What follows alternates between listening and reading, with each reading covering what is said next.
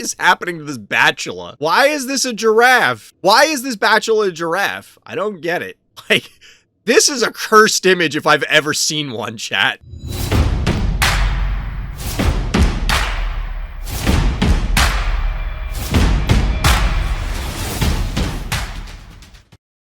Welcome back, everybody. Welcome back. It's that time. One that everybody's been waiting for. Well, I guess patiently waiting for about 4 weeks or so. We're going to be cracking some packs tonight. We're going to be seeing, does the streak continue? Streak continue. What's good, everybody? Welcome back, chat. Yeah, the camera's back. To be perfectly honest, it'll probably go away again tomorrow. I kind of have to do for the pack opening. What's your opinion on my second Dreadful? Did you post it in Discord, Akune? Checking now.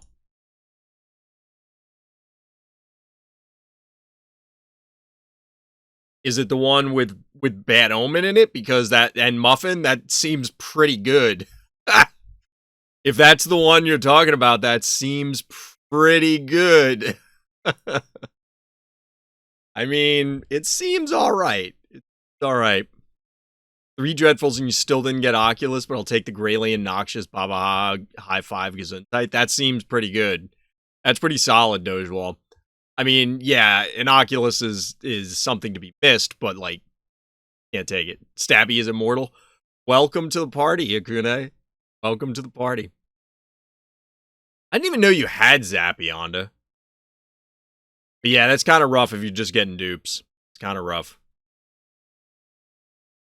I mean, Zappy's fine, but I legitimately don't think I've ever... I mean, most of the time when you're sending in replays, it's like a Kaboom play or something. I don't remember seeing you play Zappy. I mean, I could be wrong. I think the Brony portrait cursed me. 2/3 of those Dreadfuls were Brony upgrades. Is that a curse?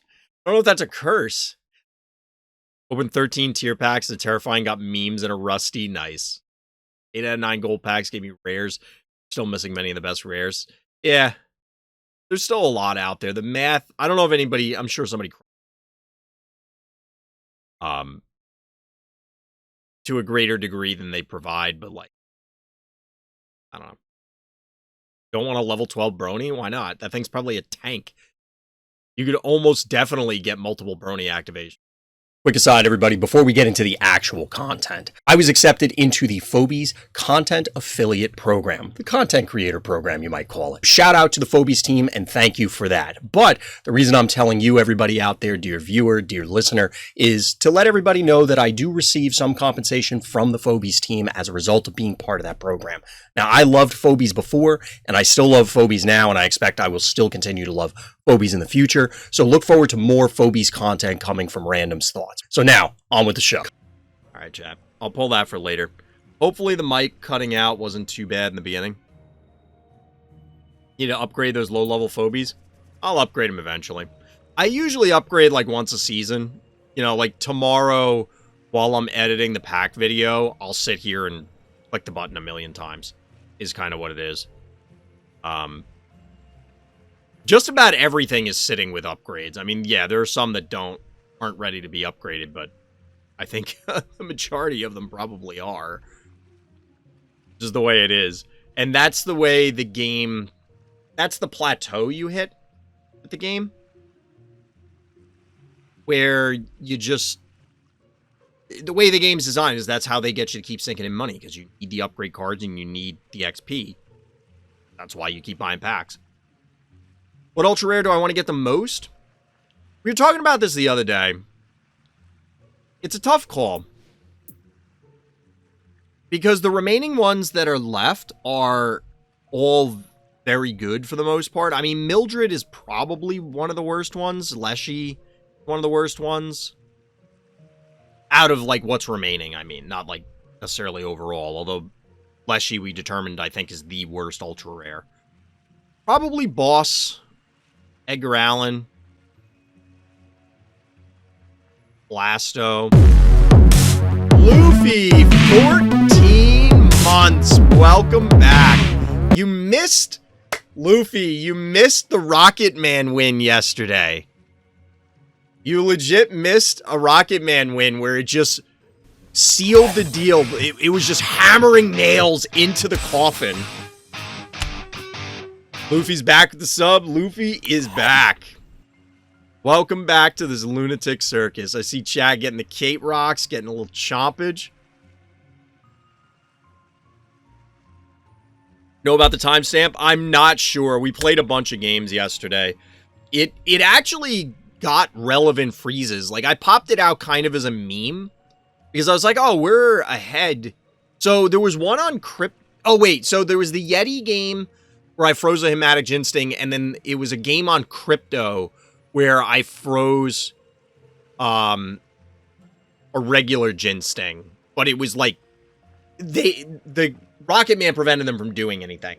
Just the threat of it. Because if they ever went anywhere near me, I'd freeze their stuff and the game's over.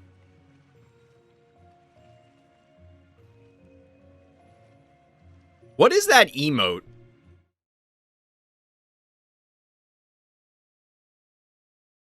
Oh, wait. Nice. I was curious what Luffy had put in there. But yeah, it was fun getting Rocket Man back on the board. It was fun getting him back on the board. There's a lot of phobies that need more attention.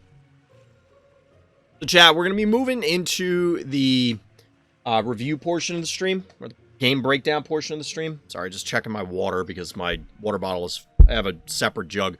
Because I haven't been feeling well, I've been keeping, like, jugs of water so I don't have to keep going up and down the stairs. I've been trying to isolate away from my wife. That way I don't get her sick. No one's allowed to talk bad about Leshy because it isn't bad. I think Leshy is arguably the worst ultra rare. Is it bad in general? Like overall? I'm kind of inclined to say yes. Because it's melee. It doesn't have a huge amount of health or damage. And its ability requires a lot of weird things to happen for it to be useful. The only thing I could think... So my initial response is... Or let me rephrase that. The initial scenario I would think of to utilize Leshy is, say, in response to like a boss. Oh, well, they hit you with your fire. A bunch of things are damaged. I'll pull them back and heal them all. Except when they do that, they're probably just killing one or two phobies, and then the other things are damaged. Zamboni has destroyed a lot of Leshy's value, but Zamboni is bad. Zamboni is pretty good. Zamboni is pretty solid. It is difficult because Zamboni, and maybe Leshy is this way too, feels like it's more of a weight on your opponent. As in, you lean on your opponent, secure a victory, as opposed to, this is going to stave off defeat, like a muffin. A muffin comes in and goes, bang. All of your efforts just completely eradicated. Zamboni and maybe Leshy as well. I mean, Leshy is more of a save your ass sort of thing. Zamboni feels like, okay, I'm solidifying a position.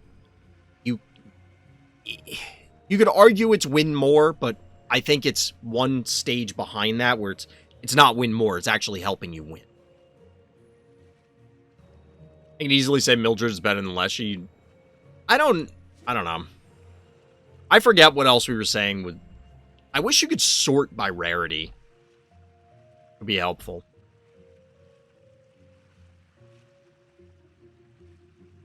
I mean, let's face it, a lot of the ultra rares are very good. A lot of the ultra rares are just really good because they can just take over a game.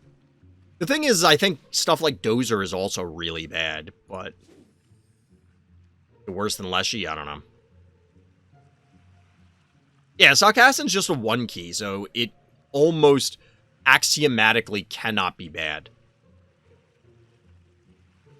It's guaranteed to be solid. Which is part of the reason why I kind of wish they would make Rusty a 1 key. I'm not really sure why Rusty isn't a 1 key to begin with. They had to have tested this and then said, hey, this is too good. Dad, I'm not going to lie, because I haven't been feeling great. Like, just doing the pack opening, I feel winded right now. Not like I'm gasping for breath, but... Nah. I don't know. I'm sure I'm going to get a lot of comments on YouTube about, oh, well, the mic was cutting out, and it sounds like ass, and you sound tired, and all this stuff, and I'm like, I get it. I'm tired. I don't know what you want me to tell you.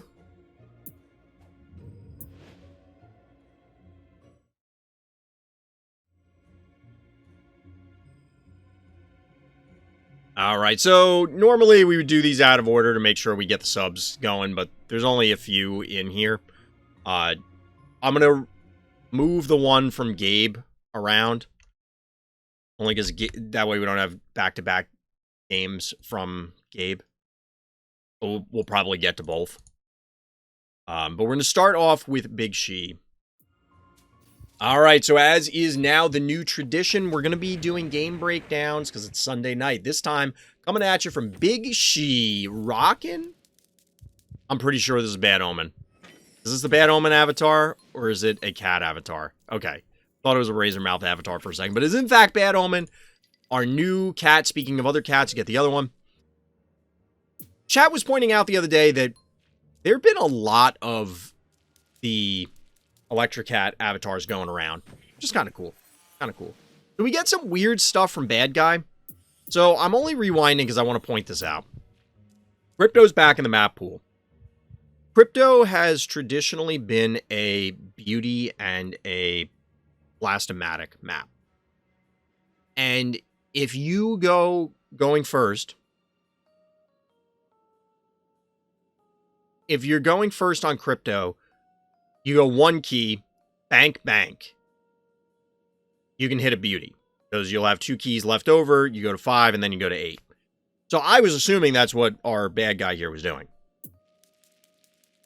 Turns out they're not. Turns out they're not. Turns out also my noise gate is still messed up. I don't know. I unplugged the mic because I was testing the other one, and now the original mic, it must have screwed with the settings. I'm sure YouTube will let me have it for that. What are you going to do? But anyway, we're getting what would have been like a fine turn 1 into turn 2 thing, but Bad Guy's banked to 4. Our hero is able to clear out the 1 key, recap the middle, and in this particular case, unless Bad Guy elects to go with her own murder wing, that cat's going to be able to retreat and live, which is notable because then it can come right back in. Of course, Bad Guy is not going to make that silly mistake. They're going to clear it out, recap with the tickles, which is a little weird. I don't know if the tickles was explicitly in response to Unicorn, but clearly it's never going to eat a trap now, so... Or, I don't know. Speaking of Electric Cat, making an appearance here. Egg Guy's still banked at 4. I don't know what they're banking for. Not to be repetitive there. Okay, they were banking for Poison Ivy.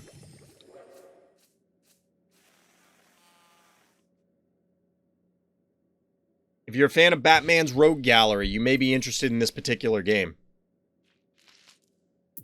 I guess this is fine to try and counter the Unicorn. I assume there's a trap in the middle now. So this is interesting. I'm guessing Big She is holding on to the Electric Cat to connect to the Bow Mangles. By the way, the notes for this game were just trap game. Okay, so the trap was down here, which is actually a better play from Big She. Dropping it right on the middle is generally obvious, but a lot of 1 keys will tank the trap. Lemon always plays Ivy. Now that you say that, Hakune, I remember people saying that before.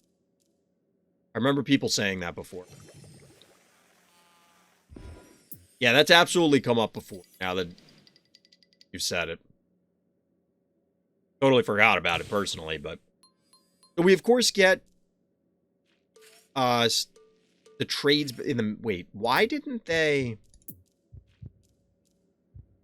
So Bad Guy could have killed this cowbell. Leaving the 1 keys alive is a little weird. Now, Big She is capped at 5. Both players have a ton of keys available to them. Lemon at 8, Big She at 9. I don't know. Seems weird.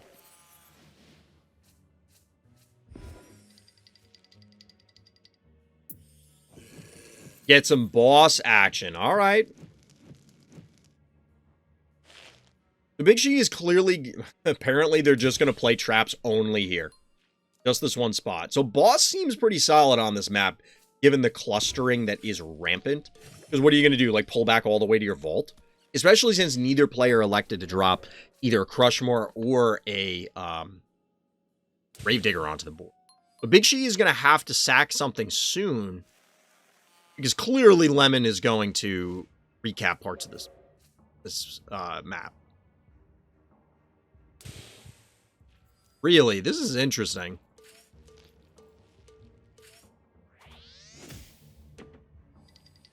Okay, that makes sense.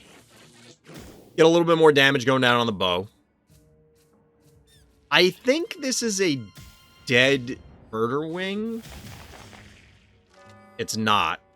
Because you're gonna... If the bow had lived, it would be a dead murder wing, but that's a good pick.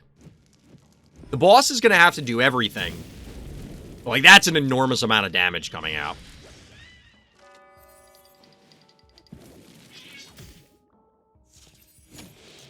But here's one of the things that's notable. The fact that these one-drops from Big She were able to live this long means that there's still another one on the board here for them to reclaim. Like, kill this and then reclaim the spot with. Plus 15 keys in the bank.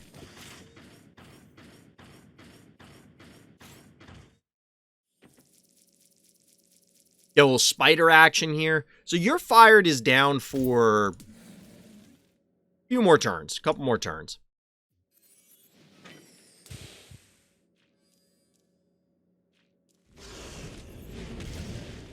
And Lemon has to, as mentioned, make it happen. This is one of the dangers of going in on one of these big phobies. I don't know that they quite got the value they need out of this. It's certainly been valuable. It's clearly a big threat. It's not necessarily in any danger at the moment. But now we have no keys remaining for either player. Still a lot of game left. Still a lot of game left.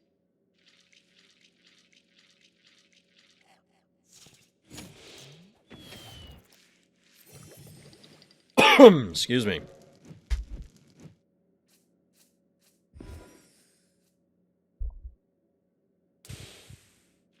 We're getting the big build-up. Your fired is back online, so Big She's got to make something happen or get into a very awkward position. Now, Lemon can recap the points, call it for free. It's not really for free for obvious reasons, but they do have a 1 key that they can sacrifice. I don't quite get the sucky, unless it's just, I want something big and tanky to stand in front of boss, so boss is as healthy as possible for as long as possible. Is this... There's no way they can kill boss here, right? No. Going for the Ivy. Going for the Ivy is interesting, but I guess it's fine. Plus, there is, of course, a healing spa on the map, so as long as they're not actually killing things, they can retreat. Same can clearly be said for Lemon West as well. And I guess it's testing for these traps with Hevo.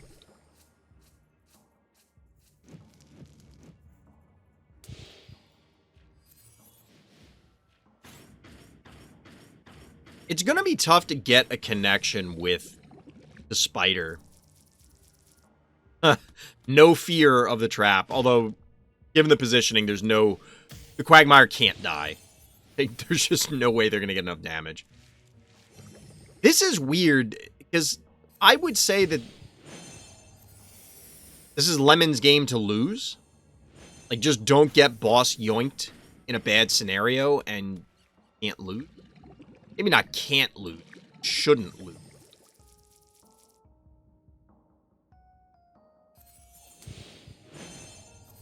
You could probably even go for a safe you're fired here. Like, move up here, you're fired, and I don't even know, it can't do anything.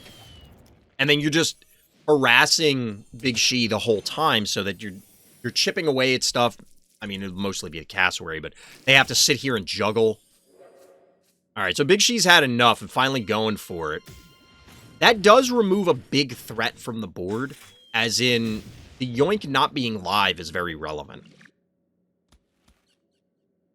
But we get the big invade, no fear of the retaliation, you're fired.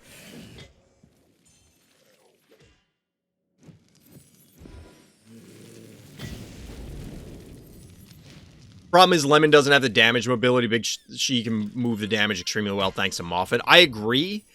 Moffat can be awkward on this map, but this is more, I think, what the issue is I mean, the 2 points kind of go hand in hand. Because the Moffat gives you greater flexibility in positioning, because your opponent is restricted, clearly, on where they can be. Because otherwise, this happens. Just gets yoinked, and then it's gone. And that's what happens. Although the Ivy itself is maybe not that significant, it's just you're losing that extra body. Either to body block, lay the traps, obviously, to attack, whatever. And now you just don't have that many things to take actions. The way Phobies works is every time when you're in this sort of scenario, or even in general, because until a Phobie is in position to interact, it's effectively not on the board. Like, say you just spawn something and leave it on the vault. Generally doesn't make sense unless you're immediately, you know, like healing or it's a jar shooting or something. But say somebody does that and they put something on the vault. And this could be something I could do a separate video on to, like, explain the concept. But that Phobie, for all intents and purposes, is not in the game. Because it can't interact with the board. So what ends up happening here is by taking some of these things, these game pieces off the board, you are restricting just the sheer quantity of things your opponent can do. She did a bad snipe. Technically, Lemon is now yet. Yeah, I mean, we can discuss what's happening here. I just wanted to clarify, like, why you would even do this. Honestly, I feel like this was an impatience play. I think I said that when they first did it. But, this has the potential to go really south really fast. Because obviously the retaliation means the Evo goes down. That's not good. Yeah, the boss is very healthy. Spider's gone. It was not a good key exchange. Because it was, what, 10 for 4? And then you have to retreat. Now, the argument here could be, okay, now I have the panic point advantage. You have to come to me.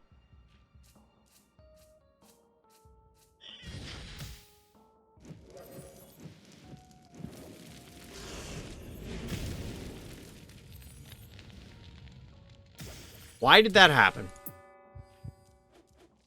Was that necessary? Wow, you did need both. That sucks. Needed damage from both in order to kill this. Point is that the boss has to stand on the fire, which could be relevant. I'm assuming it is, because this is probably... You have to have Exacxies to get it. But this is the... Is this scenario even good?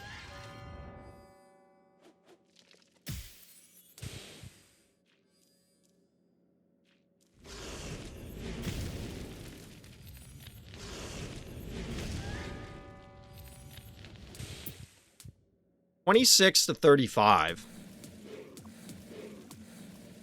Can boss just straight up not kill Quagmire at this point?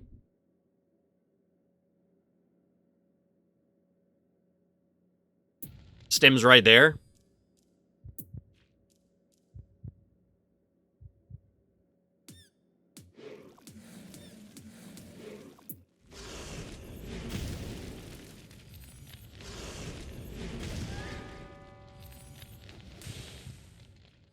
Like in chess, in a winning position, you force even trades to keep that advantage. Yeah, I mean, that makes sense. And similarly, in StarCraft, it's when you're ahead, you get more ahead. Oh my god, is this how this ends? Ah! What an end to this game. Look at this.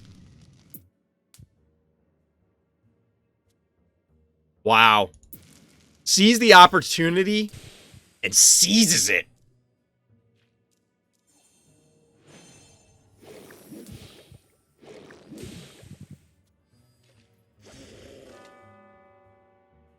That was a weird one. That was a weird one, because it felt like the yoink on the poison ivy felt like it wasn't great. But it obviously worked out, and I can see the value in it. Like I said, just removing the game pieces. The Phobies selection and some of the positioning from Lemon seemed weird. Like, the Sucky, I don't really get. Towards the end, it felt like... I mean, I guess to Hakune's point, it felt as though both players were... They were of the opinion they were ahead. But clearly only one of them would be. So... But yeah, the not blocking the stim, I guess that's what dogewhal was talking about earlier when they had mentioned the stim. Because obviously the stim wouldn't be required to kill one of those things. But yeah, it would... If you walked the boss back to the stim, killed the murder wing, that would have prevented the invade, and then it would have been boss versus Quagmire. But I legitimately don't know if you kill Quagmire. And then it's just a weird cat and mouse game. I guess eventually... Let's just see what the damage is on boss. And I don't think Lemon felt an advantage.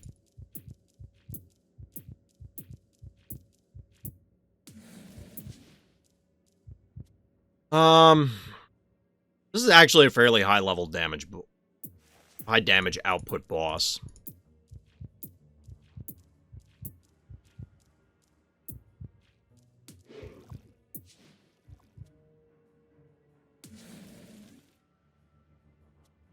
I guess maybe you could overpower it eventually, as long as you're cautious about it. And either player, you know, they could cap and recap points back and forth, and as long as they don't immediately give something up. The problem is...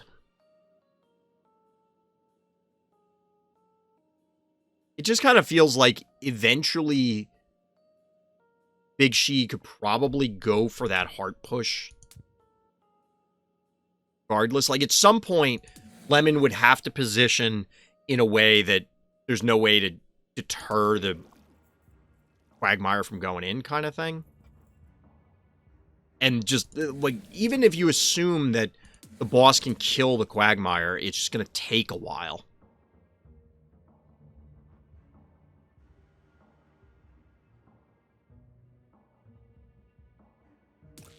I don't know. I think it still comes back to this, the snipe on this. I think this was relevant because if you play this super defensively, you have, not forever, but a ton of turns. Eventually, you'll catch something. Maybe you won't. Maybe Big She just never steps on a trap or multiple traps and then has to cluster in a way that boss is valuable. I didn't really like the boss. I don't know. It feels like this is too all in. I'm not sure. That's a weird one. I'd have to chew on that one for a while.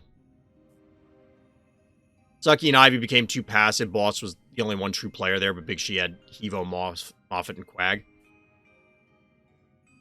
I don't know if I would say that Ivy became too passive. I mean, Ivy is by definition passive, right? Because it's a trap layer. I just don't get the Ivy or the Sucky at all in that game.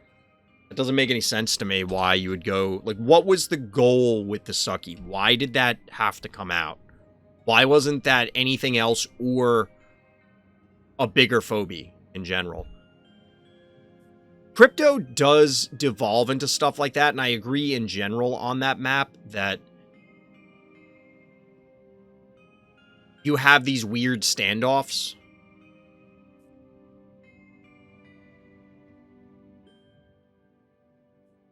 I don't know. I don't like Crypto as a map, to be honest.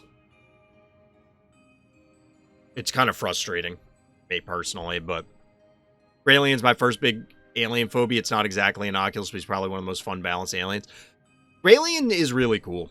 Graylien is really cool. And I know there was somebody in chat that was really championing for a while. I haven't used him in a while, but not because I don't want to. As compared to some phobies where it's like, yeah, I don't actually want to use this most of the time. It actually has value. I'm on these. Just double checking because I thought for a second I'd... Wait, a bunch of these are going to expire. Nah, I can do them tomorrow. Again, something else I'll do while I'm editing video. But yeah, that was an interesting one from Big She. I don't know if... I mean, I guess it's trap gaming. I don't know if it's really... That wasn't really about the traps. You know what I mean? At least I don't think it was.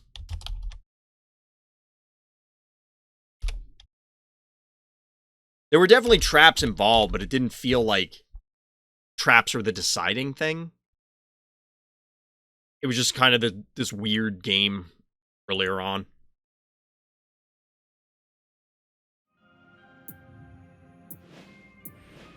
But I absolutely agree. This is beating the dead horse again, but...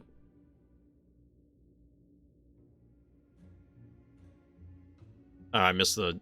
I guess Lemon felt in danger. He knew the situation was critical. In such a situation, he searched for the most durable phobia you have. Maybe Sucky was the most durable. Big She saved for another durable as well, and Quagmire was obviously way better. Yeah, that's kind of how it worked out. Where I was going to go with it, and that's why I wanted to read your comment first to see if you were going to say the same thing, is that game felt as though players were trying not to lose as opposed to trying to win, which is something that we've touched on a lot, including very recently. That if you're not trying to advance the game, if you're not trying to actually win the game, you know, this is my... Even if your game plan is, yes, I'm locking the board down and waiting, but that is clearly a more passive game plan than aggressively pursuing the heart or your opponent's phobies. But you need to do something to push your opponent as opposed to give them time to whatever. Ivy just by default loses value on maps with healing spas. And if it connects, because you get that big burst. Like, yes, you're not going to get the heal or the poison long term. You're not forcing them to do something. So it's less than it could. But a lot of the time, I assume the traps are just one and done anyway. So, at least for me. Not that I have Poison Ivy, but the point is, you know, you get the big damage output from the trap popping, assuming it doesn't hit a mechanical, and then you go from there to see if you can leverage it. But that was one of the other things, is that Ivy did not... Did the trap damage ever matter? I don't know. It removed a couple of unicorn traps. I think the bigger thing was when the Ivy died, that it was no longer on the board to interact. That was the big thing. My opinion. All right, chat, we're back. So I mentioned before, I'm a big Transformers fan. There's another movie coming out. I didn't even see the last 2 or 3. I don't even remember. I kind of hung it up pretty early with the Michael Bay stuff because they're just hot garbage. They were just so bad. But I don't know. I'm cautiously optimistic for this one. The only problem is I hate Beast Wars, which is blasphemous to a lot of people. There's a lot of people who are like, no, Beast Wars isn't real Transformers. I'm not one of those. If people like Beast Wars, that's fine. Like, Beast Wars is fine as a thing. Except I just personally hate it as media. I think it's bad. I don't understand why people like it. I accept that they do, and I accept that it is part of Transformers history, and it's not like they're not Transformers fans because they like Beast Wars. No, that's stupid. Like what you like. It's fine. The thing is, I just hate Beast Wars. I hate every single character. I've tried on no less than 5 different occasions to watch Season 1 of Beast Wars through. I have it on DVD. It's still in the house somewhere, I think, unless that was one of the DVDs. We had some DVDs that got destroyed. Long story. But I've tried on a number of occasions to watch it through, and I just can't, because I'm like, I hate every one of these swinging dicks. Every single one of them, I just hate all of them. Especially the Maximals, the heroes. Every single one of them, I hate them. Like, viscerally. And it's bad. I want to like them, because everybody tells me, and I've read stuff, so I know a lot of the things that happen. I'm like, I want to see how they do it, but A, the animation looks so bad. Like, it looks awful. And then, I mean, admittedly, you know, it's going to be dated, clearly. But I didn't like the animation then. And then on top of it, the characters are just dickholes. I hate them. What'd you get from your season back, Akune?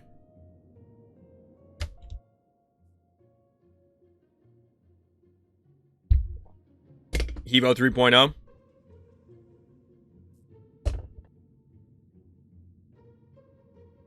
Just, oh, you posted it? Alright. Let's go see. What did Akune get? Where's the... Help if I would go to the right Discord. Correct server. Oh no, that was your Dreadful pack. Trying to find it. Get the Dozer. 2 ultra rares in one day is pretty good, though. 2 ultra rares in one day is pretty good. That seems okay. The old Dozer action. The big old Doughboy. Dozer's fun. I do really want to put in more effort into Dozer. I say that about a lot of Phobies where, you know, oh, well, I want to do this one. I want to do that one. And I really do. Just a matter of time. That's why, truthfully, chap, and I mentioned this before, you already have faith in Ghostbusters Fat Man. He has potential. He has potential. It just feels like a lot of games with Dozer, I think, boiled down to what happened on that crypto game we just watched with Boss, where it's you bank for this big thing, you slam it on the board, and then it just does not have as much impact as if you got 2 or 3 smaller things. Kind of what it comes down to. I love Noxious's design. He's so malicious. Noxious looks sweet, and it is, you know, the Random Thoughts colors, so I have to love Noxious as well, even though Noxious kind of kicks my teeth in all the time. I bet Dozer has a big impact. Well, yeah, if you drop him from a significant height, you're going to have a big impact. Maybe now that I have Noxious, I can finally kick your teeth in? Maybe. Alright, let's take a look at this Sivadas game. We finally got one of the game reviews that wasn't broken by the patch. Sweet. Sivadas, our hero here, in the blue trunks on detention. Doing decently well with his turn 1 tactic on this map. However, I wanted your opinion on if the tactic really made any difference or if I could have done anything else and still won. GG. So already this is different. So let's talk about this. This is already different. Time out. Did this happen pre-patch, chat? Am I imagining things, or did when I clicked on these, they moved a little bit? I know they're not now, but when I paused and then clicked on them, it looked like they animated just a hair. I don't know. I see a lot of first-turn cassowary on detention almost exclusively. Yes, that's exactly what I was going to say, Doge. So, and we'll see how the game progresses. But I wanted to pause it here because this was what was asked, but also because it's notable. Normally, it's cassowary in this position because then it threatens this and this, although I guess threatening this is kind of irrelevant. Namely, it threatens this. And then something here. They're out of range. You can't jar them. You can't snowball them. We'll have to see. It lets you get out to like a 2-1 or 3-1 or 2-0 advantage as the blue player pretty easily early on with the cassowary one, so we'll have to see how this aggressive flooding the board game plan goes. This is a map where I don't... Because we talk about how turrets are a thing all the time. What the hell is happening? Turn 1 Boomer.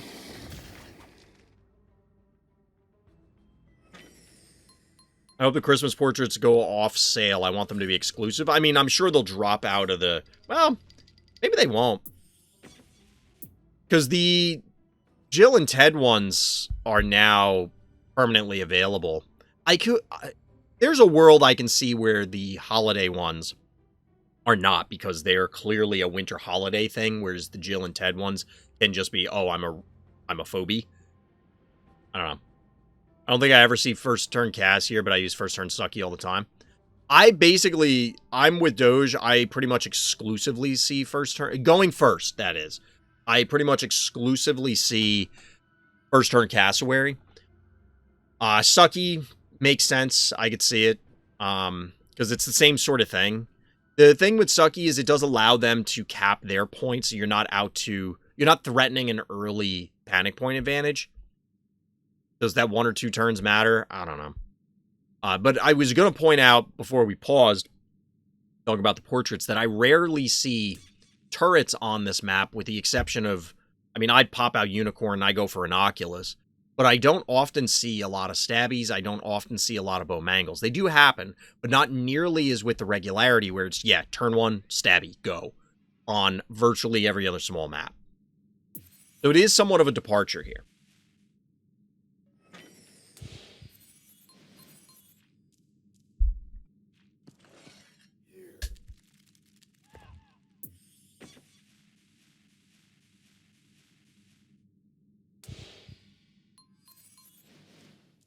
So we're getting the matching Stabby. The Gravedigger is also somewhat unique. I literally don't think I've seen a Gravedigger on this map, and I was curious how that would play out.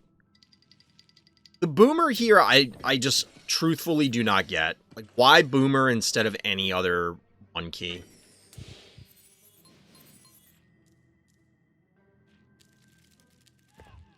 Because this Boomer means that, like, this is actually bad for them. Because this Boomer means that you can't threaten any of these with this 1 key. Would it really matter if this was a Razor Mouth that's now damaged? Probably not, because it likely just kills this Contortio, but at least you can kill it and then... Instead of, like... See, it moved. It definitely moved. I'm not imagining things, chat. 100% moving. I don't know. Maybe it doesn't matter, and the Boomer's irrelevant.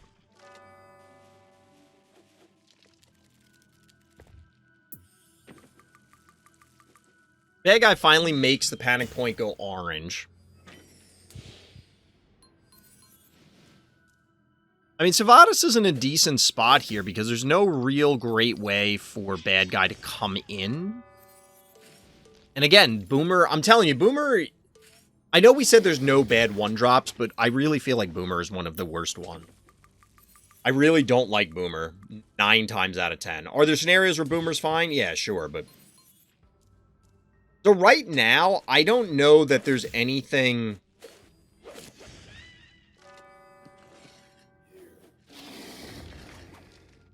What?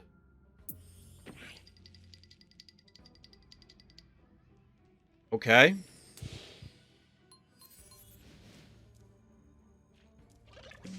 Okay. I guess to cut off the Stabby?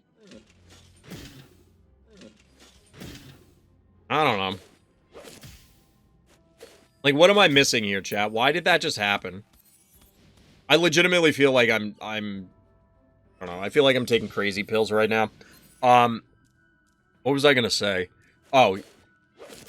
As of right now, I don't think there was a significant advantage.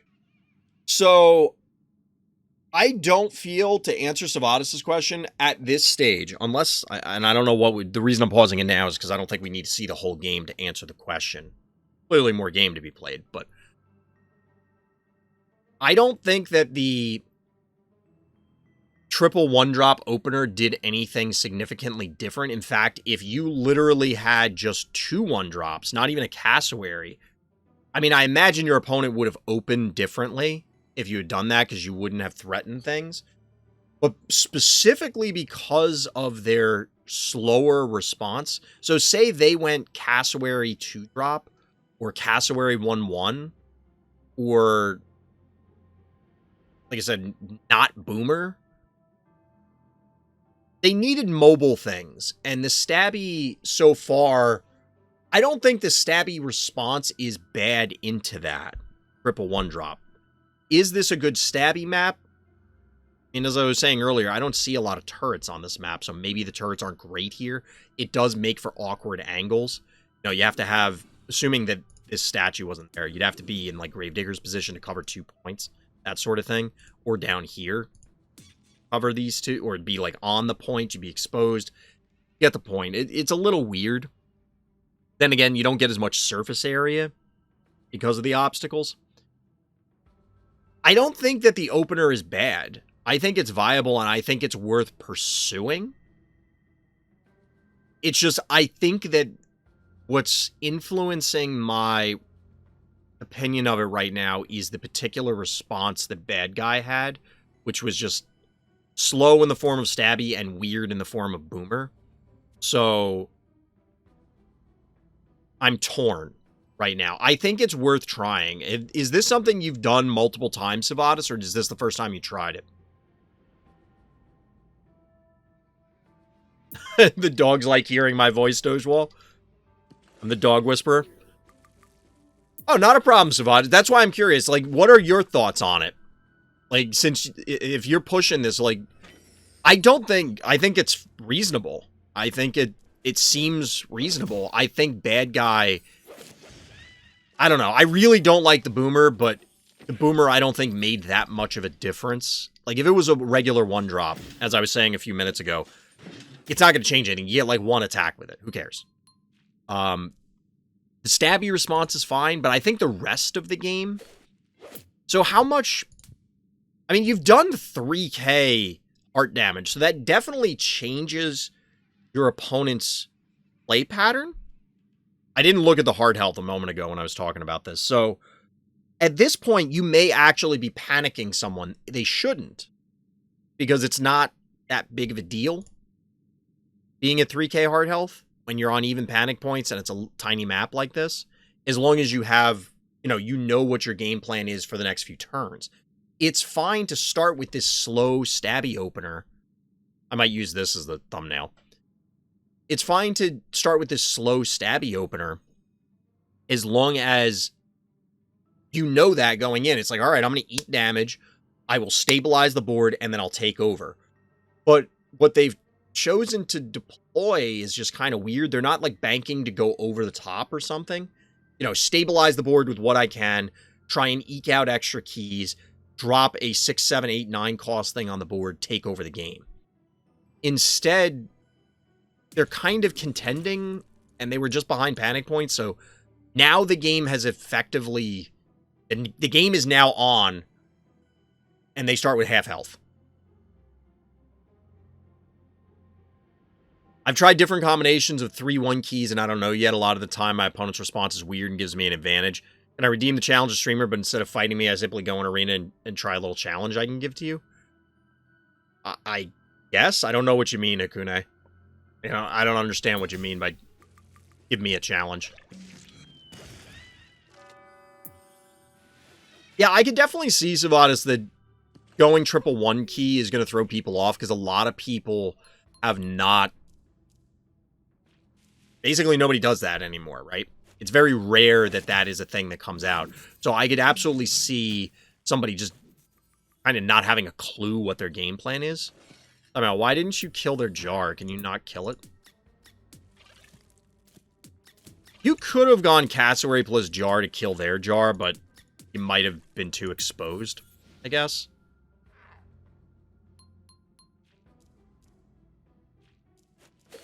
Like, this is a weird standoff, because as a avid Inoculus enthusiast will say, I use Inoculus a lot. If I can get Inoculus on the board and I'm not about to lose the game sort of thing, I'm generally fairly happy.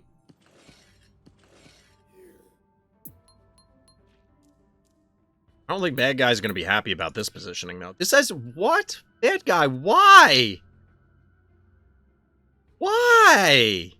Did it have to die from that? There's no way that's true.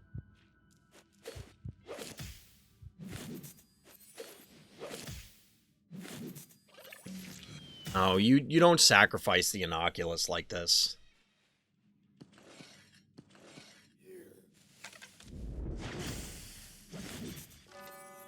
What's weirder here is they value the Gravedigger over the Inoculus at this stage. So the Gravedigger could have stayed here to body block. I guess the assumption was, oh, it's Klepto and Jar, then kill the Inoculus because it's like splash and hit. But by walking away, it's clearly dead. But you also could have killed the Stabby with your Stabby and then kept the Inoculus healthy. Maybe the Inoculus dies anyway, then? Why not body block with this, then?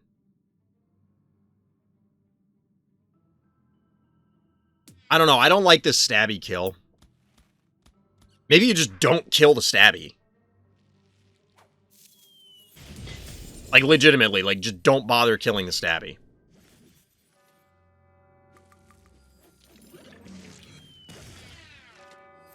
Because this has got to be game here, right?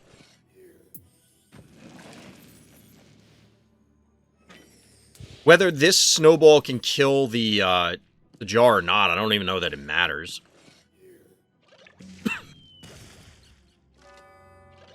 Truthfully, on this map, this is kind of what happens to me a lot, is I set up a conga line down here of, you know, a melee guy here if I can help it, range guy, free range guy, and then just go to town on the heart once I've had a panic point advantage.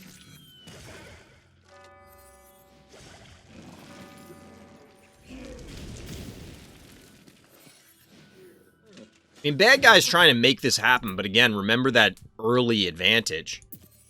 I don't think there's any way they can come down here and defend this. Yeah, they're just dead at this stage, and they probably see the writing on the wall. I imagine maybe they pop out a Gesundheit or something and then pray, I guess.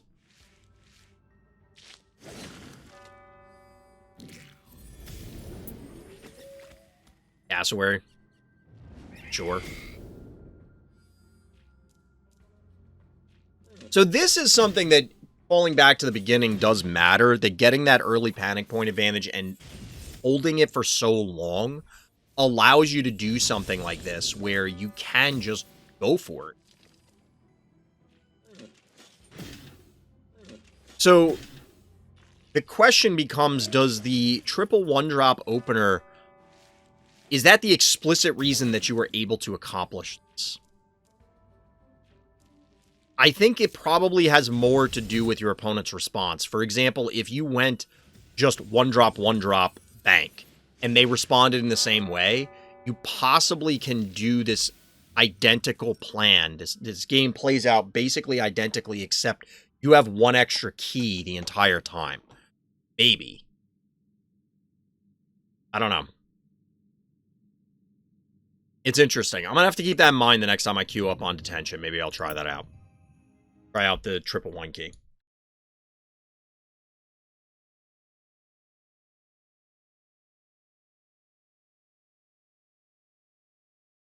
Alright, so I saw Hakune responded. Simply, I pay the 1,500 to ask you gently in doing a little strat in your next arena. Like, are we... I guess my question is, do you want to play an actual game and you're suggesting a strategy for me?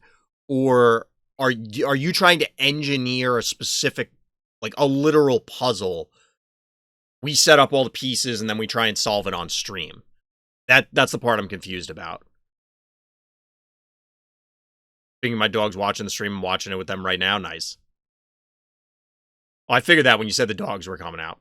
The first thing? Well, yeah, I mean, that's fine, Akune. People have done that before. Like, we had people ban certain phobies. I don't know if you were here the other night when we were doing, oh, I'm only allowed to spawn monster and dimensional phobies, stuff like that. For the sake of content, sure. That's fine. We should have time because there's only 2 more game reviews right now. Although I'll be honest, I'm not... I stopped playing the other night and switched to Variety. Mostly because we had a really fun stream. And it was towards the end of the stream. But also because my brain is mush right now. I just don't feel good. I mentioned earlier my sleep pattern is all kinds of screwed up now. And I don't know if it's because when I was feeling sicker that I was just sleeping all day due to, sickness, being fatigued. So then it threw my sleep cycle off, or if something else is going on, I don't know. We'll see.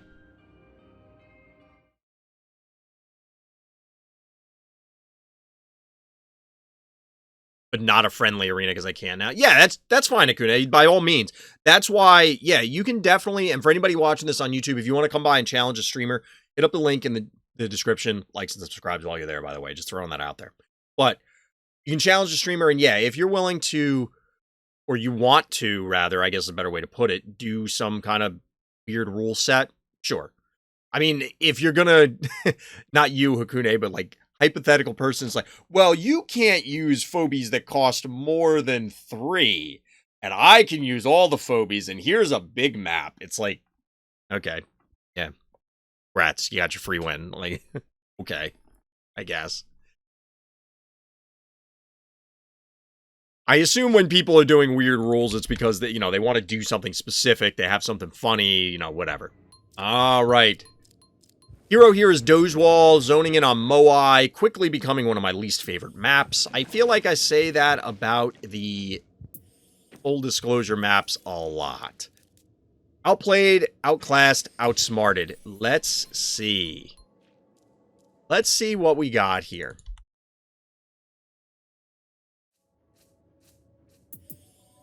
Thanks again for the review and the opinion. I'm going to try 2-1 keys and see how it goes them all for now. All right, Sivadas. For the record, I don't know if you're still there. I don't know, but the 2-1 keys thing was only in response to like what your opponent did. I think a more normal response would probably require 3-1 keys because otherwise they can likely bully you out of the way. Because remember, you're just going to have two dorks. They're not going to be that great. With 3 of them, they are threatening enough with swarming something. 2 might not get the surface area on that map.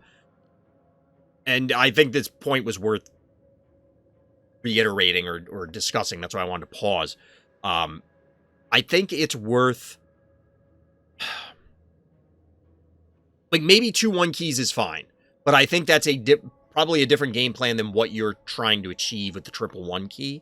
And I think 1-1 key is likely okay, but I think that particular game, your opponent's response lended its, and not just the turn 1 response, but overall, was leaning into giving you even more advantages. Not to say that the 1-1 key didn't give you advantages in general, but the combination of those 2 factors makes it difficult to really discern what... We need more data, is the bottom line. I need to see more. So, I guess if you have more games, let me know and we'll look at them.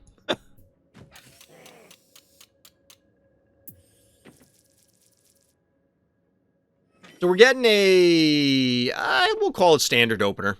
One thing that I've noticed, this is a minor thing. What is happening to this batula? Why is this a giraffe? Why is this batula a giraffe? I don't get it. Like, this is a cursed image if I've ever seen one, chat. What? Yeah, it's batula with like 12 A's. This will probably be the opening clip, by the way, for this. What I was gonna say is this. I normally put the 1 key in this spot. The reason being is that you could, like, walk up and hit something, hypothetically. They're never going to do that. Like, they're not going to send a droney. They could send a snowball, but you're not going to walk up and whack their snowball. So, me calling this out is irrelevant. But, I don't know. I felt like being pedantic for a moment.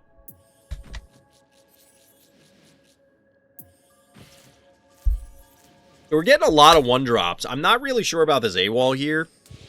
Especially because if it's intended to deter, like, this flying across, not going to really accomplish that.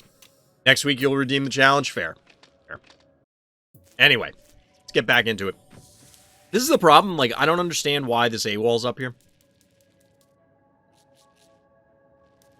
Alright, so now... Here's the thing. So this AWOL just feels like a waste of a key.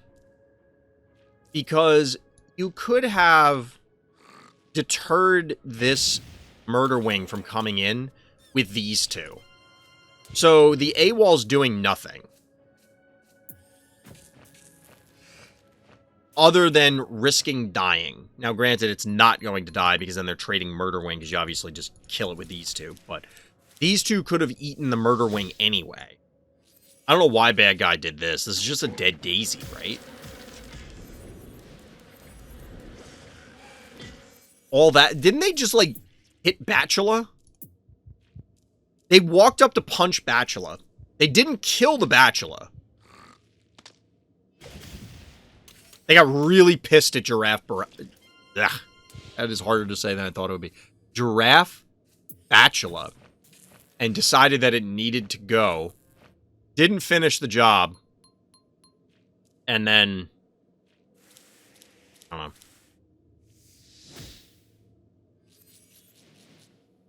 know. I don't get it.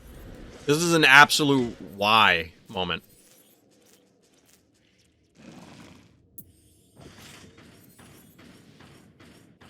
Now, granted, they'll get some value out of this erratic.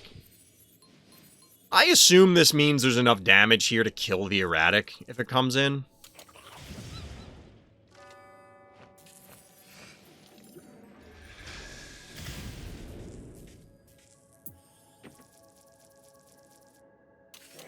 Yeah, that doesn't work, though, in the first turn.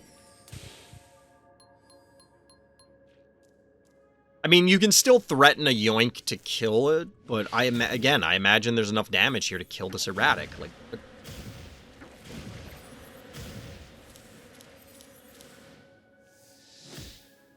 bad guy, what are you doing? It didn't have to be like this. You could get, I guess, the Jin Sting this turn.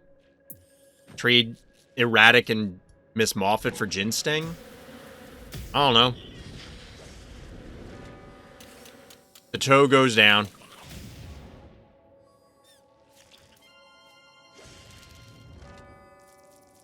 I was trying to think of something really quickly about, like, keeping your feet on the ground or 10 toes down or something like that, and then it just didn't come to me quickly enough, and instead I'm going to explain the joke so people know I was thinking about the joke, but couldn't come up with the joke, because that's what people do when they can't, right? That's a socially acceptable thing to do. Like, there's a your mom joke in there somewhere. Okay, well, why didn't you just make the joke?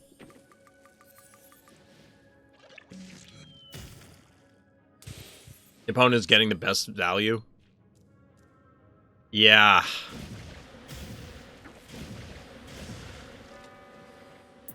I don't know what bad guy's doing here. I mean, is the board position insurmountable? No, I guess. They've had a panic point advantage for a little while now. Hold on. I'm trying to pause it. But it's 10, 13, 15, 6, 7, 8. Pretty big advantage, and it's not going to get better.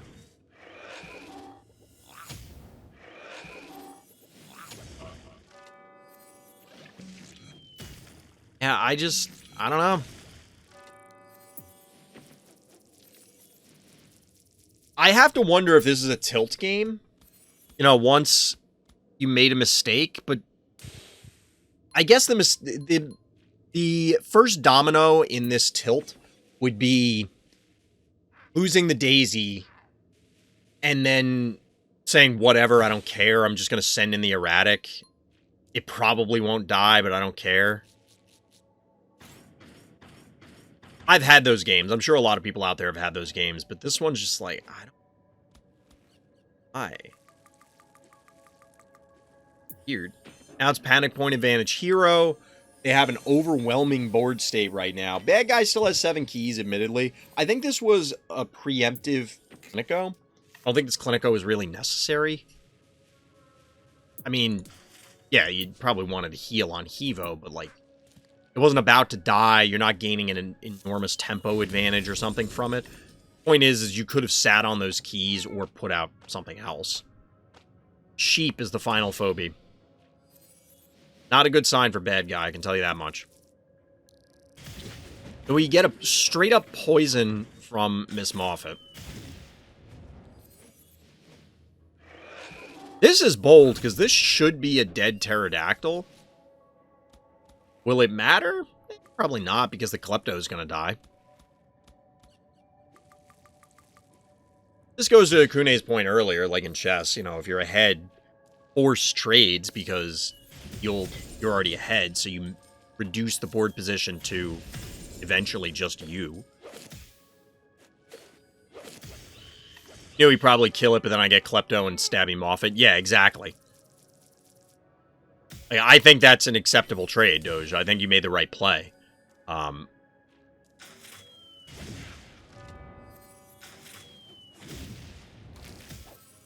Okay, so you get the yoink there. I mean, you should get Moffat out of this, I guess. Yep. Wow, you don't even need...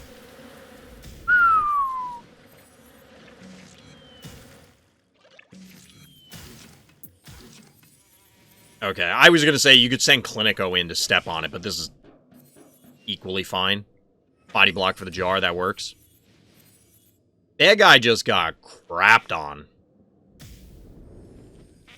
I don't know if those mistakes were, like, I'm going to say legit mistakes, but I mean, that makes it sound like, I don't know, it sounds weird. I don't know if they were mistakes that were just out of frustration, or they straight up didn't see the play, or what, but oof, this was a beating. This was an absolute beating.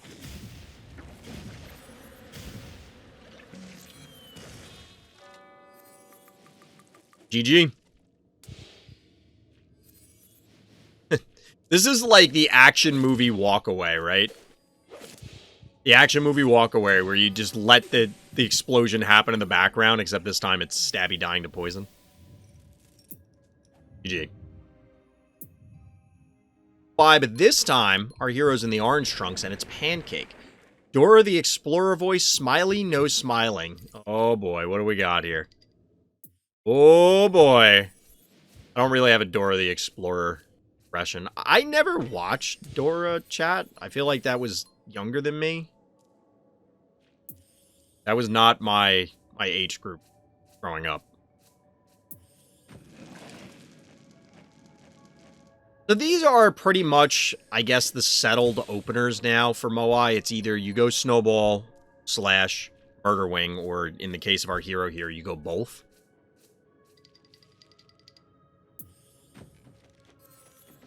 Really?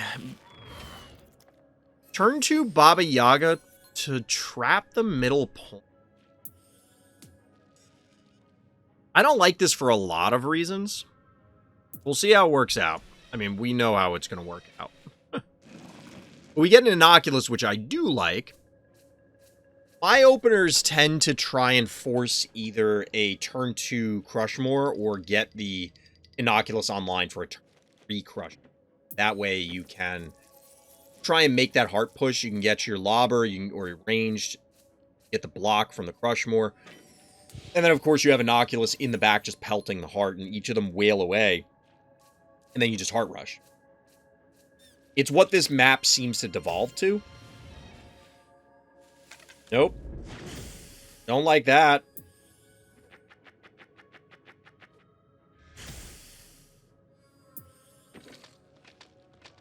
I don't... Yes. Okay, you body block here. Alright, this makes a lot more sense now, bad guy. Okay. It was not looking good at first. The reason why is because I thought that our hero was just going to get the Innocuous killed. But it worked out. You snipe the spider, and this sets your opponent back an enormous amount. This is similar to the Daisy loss in the last game, although this is worse. Higher keys, probably a more valuable asset. Arguably a more difficult play to see, but I guess at the same time, you had 600 damage here, 1100, maybe almost 1200 on a 1600 health unit. Yeah, there was no need to have this spider here. This thing was absolutely dead. Now that I'm looking at the numbers, this thing was absolutely toast, which it is. But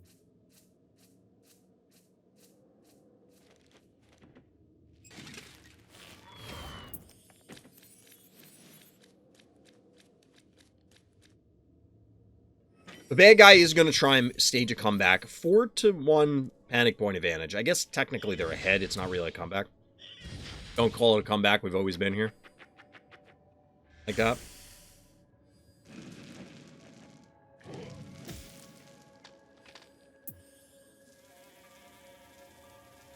I thought for a second this Maggie was going to go here to prevent getting yoinked into the pit. This is at 1,000 health.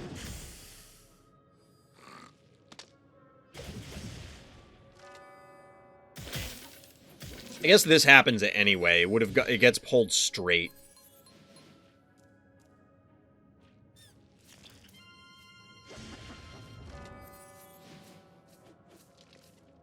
Just absolutely clobber that baaaaaaatula. These are two back-to-back games where it's just...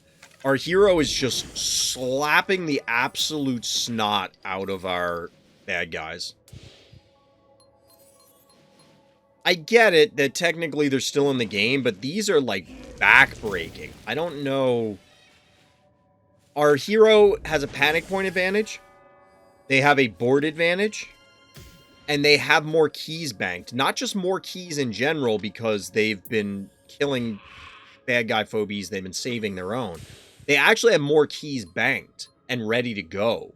The bad guy doesn't even have the advantage of, oh, well, I was overextending. I can reinforce with something or multiple somethings that are relevant and immediately get back in there and keep the pressure on. So instead, we see Alistor come out and, like, I'll be honest, I don't know what the answer to this.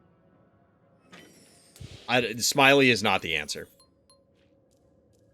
Smiley is not the answer.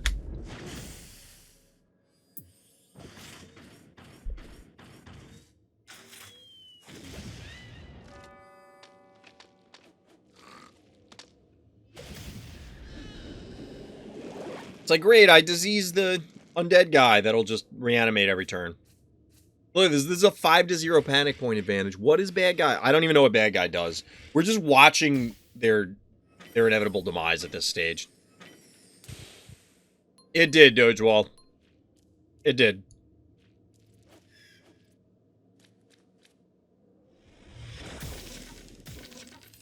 So I guess they can, yep, they can pop something out to kill the daisy. Great. Wonderful.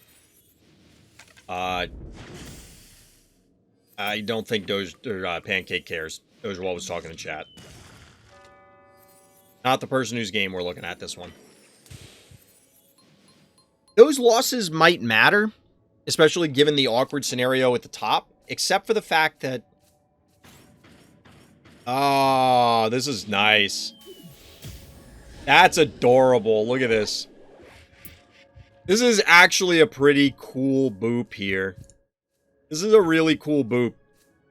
It's like, why is that murder wing going over there? Oh!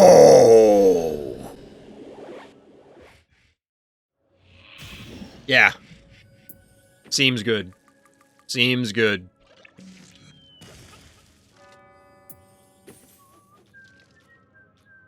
don't know what the muffin's for. I get just to heal it? Sure. I mean, Pancake has keys to burn. They still have 6 keys to bad guys 5. Again, way up on board position. What is the bad guy supposed to do here? They just die is the answer. Gravedigger? Sure. I mean, that's a thing you can do. Squiggles. Heart Rush is the plan. I don't know why the hell Smiley's all the way up in the corner. Like, I don't know.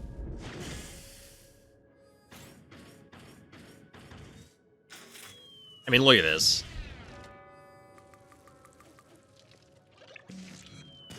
Pancake. Monster. I don't even know what to say. There's nothing really to add to this game. It's an absolute beating. It's an absolute beating. It's Smiley, Gravedigger, and Squiggles against that armada. And it's arguably an armada because half of it flies. Technically. These are floating. It's debatable.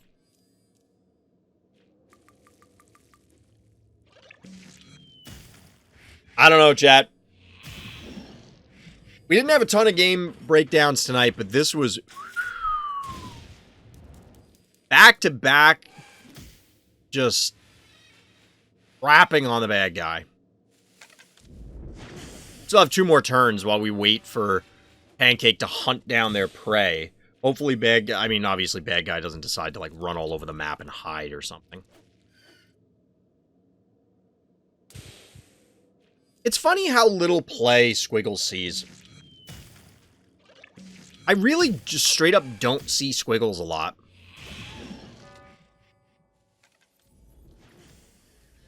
Which is weird.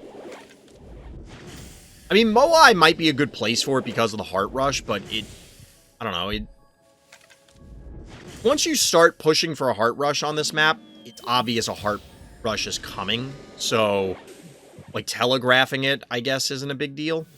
But if you don't do it early, which, you know, like, first, second turn of the game, maybe it's... And then that obviously telegraphs it, like, real early. Because if you try and bring Squiggles in late, I don't know if it gets onto the heart at all, let alone for a relevant amount. I don't know. Well played there, Pancake. Well played. GG. And that is, in fact, an empty game breakdown queue. If you want to get your own game on stream, and if you're watching this on YouTube, clearly on YouTube, hit up the links in the description. Hit up the Random Slots Discord. There's instructions in there, for how to submit games. It's that simple. All right, Doge. So we got to challenge the streamer, which also, check the links, because that's how you come by the live stream. Oh, I mean, you can do it other ways. That's where you'll get the link for it, at least if you're watching this on. So the new challenges, last time was a miscalculation, but this time, no mercy. I'm just going to ban all your mechanicals. All right. This one's easier to remember than trying to, like, it's like, okay, well, I don't know why, because it's still caring about which species of phobia it is, but I can more readily identify the mechanicals, I guess. I don't know. Excuse me, I'm tired. Going first this time on Arena Level 1s and sub, which everyone's watching this on... Oh, and sub. Everybody should subscribe on YouTube. What map do you want, dogewhal?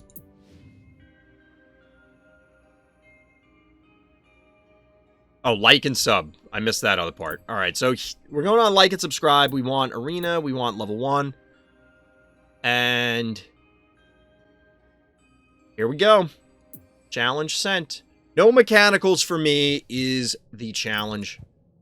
Viewer challenge, like I said before, and as Doge was pointing out, likes and subscribes definitely help trying to hit 1,000 subscribers, but by the live stream. All right, so no mechanicals. No mechanicals. I guess we're just going to go with our regular opener since that is viable. Those were not banned out.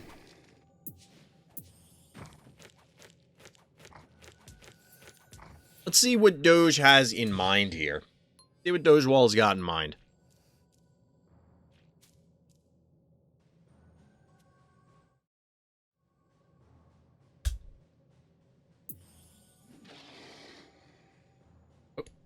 Oh. I heard this. I was looking down for a second. I heard the sound effect. I look up and there was nothing there. I'm like, what?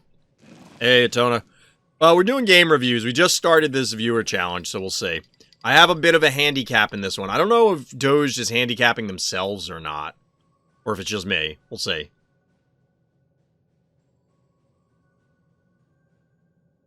Spawn Russell. Does Doge even have Russell? I don't think Doge has Russell. I actually don't like this map, chat. This is probably... I don't think it's a bad map. It's just one that I don't like. Which there is a difference between those two things. Gonna pull out the ultimate tech. Well, you know I can't use Inoculus and stuff, so.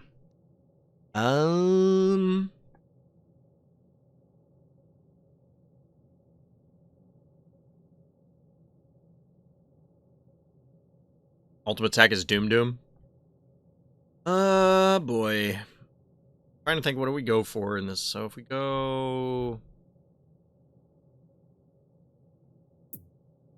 Actually, you know what? We're going to try this, because a lot of people have mentioned this as a feasible thing to do on this map, to just lock down the center. I do, in fact, have Bluelian. But he won't be playing anything that does electrical damage? That's where you're wrong. He's going to do it anyway.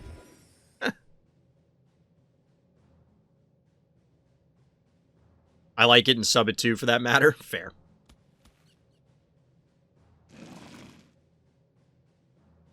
Say that about all big maps? Oh, there it is. There it is. But I do have Bluelian, so, like... Yeah, it's not as relevant anymore. It used to be a big problem. It's not quite as relevant any longer.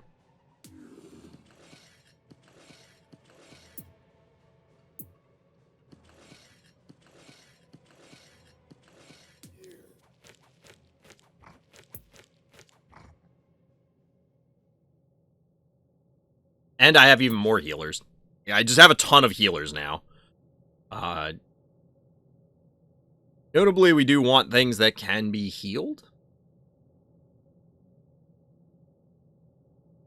Should I preemptively do it? I'm not gonna do that.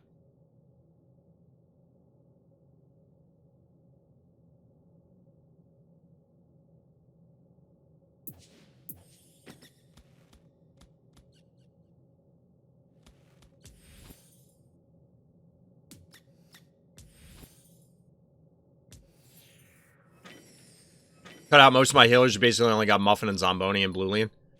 Yes, that is true. But Bluelian, I mean, I guess we'll find out if you go Noxious. I feel like Bluelian basically hard counters it? I don't know. We'll find out. Maybe that's not true.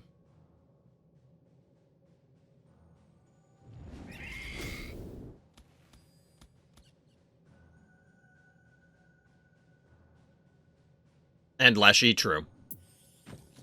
But as we pointed out earlier, when we were doing the pack opening, Leshy, don't have it. I think that's the only healer I'm missing. I believe that is the only healer.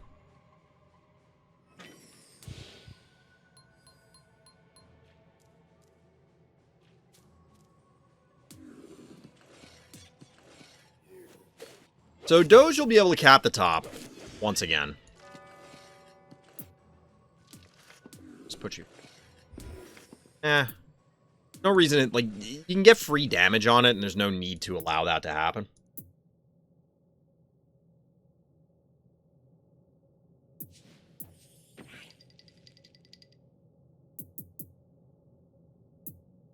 One thing we could do, that I'm debating right now, is we leave the Gravedigger up top, and just cover this point so we can keep recapping it.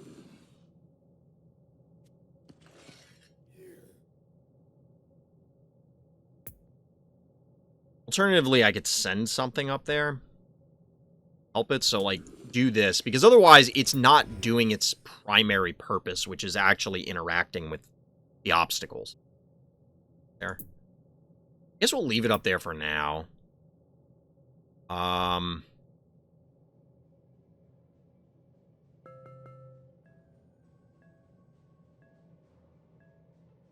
want to commit more stuff to the board, but I just don't feel the need right now. We don't have to do anything. The advantage here, if I had more stuff on the board, would be they do this. I can come down, break this, move up Stabby, plus supplement with other things, and then beat up Crushmore, hypothetically.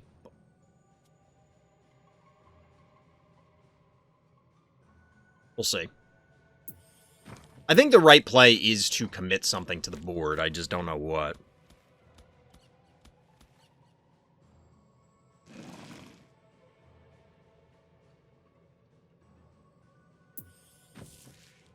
That is a Poison Ivy.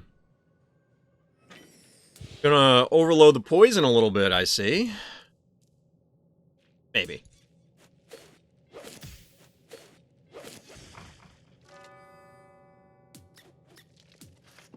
Can't break yet.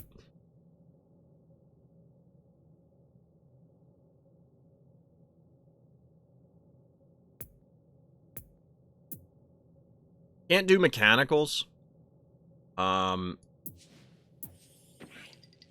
That was part of the deal here.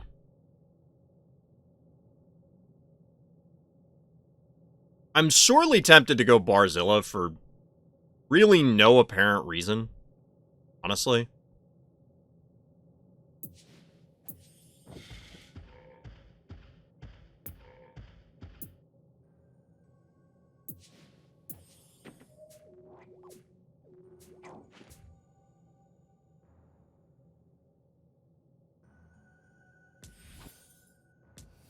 So this actually, like, I'm not preemptively countering a Noxious here. This is because of the trap. And plus, I could commit in with the Barzilla and then drop a healing spa under it. I don't know if that's actually a good idea, but... What's going through my head? I actually almost put Gonzo Bonzo on the board earlier, and I'm like, wait a minute, I'm not supposed to do that.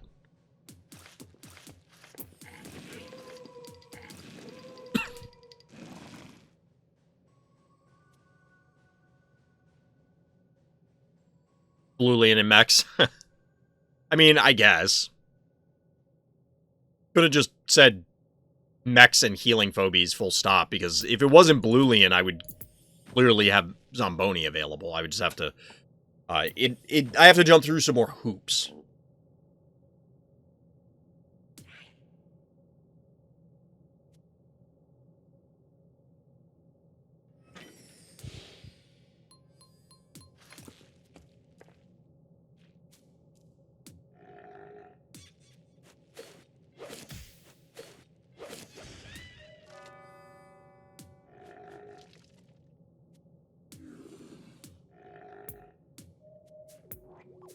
No, I will run out of 1 keys before they do. For a few different reasons. The trap popped already, so this is probably off cooldown next turn. Question is, does it go back there? Point is, I don't think there's a trap there now. Gravedigger is so sad. He is just kind of hanging out here. If there weren't 2 spaces here, I would try and block this off. I mean, I could block it, and then you can't get it in a single turn. You have to go around other than a flyer. But I don't really want to do that. We can do this now, though. The difference is that... I do have a break. The difference is that I can send both of these to kill whatever's up here in 1 turn instead of making life more challenging. It's time to get funky. Here comes the funky chicken. Did you get it? Wait, I thought you were saying earlier you didn't have it. Somebody was talking about almost there.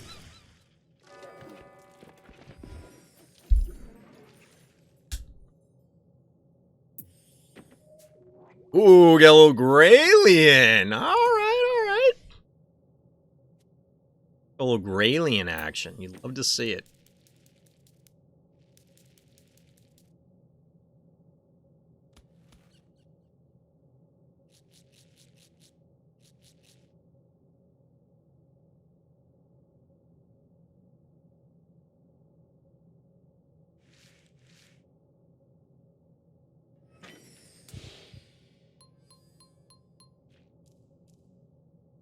I actually do like seeing the Graylien. It's pretty...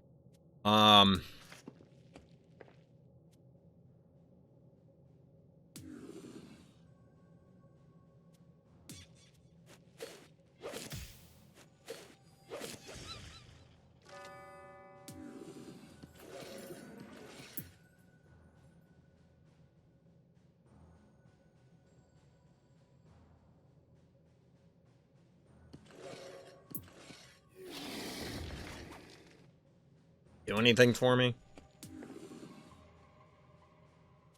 Not really.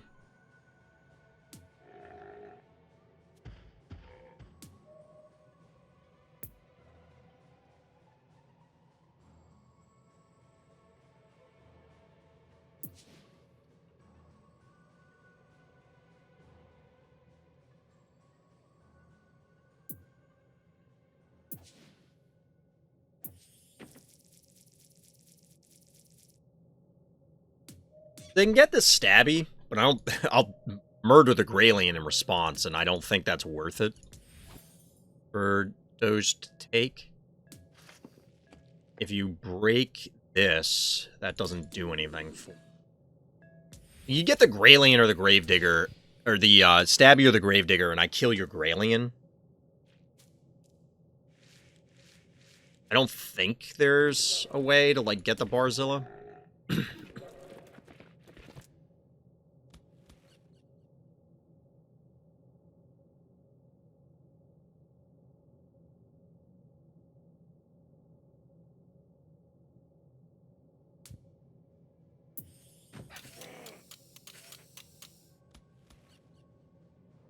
Panic point advantage, bad guy.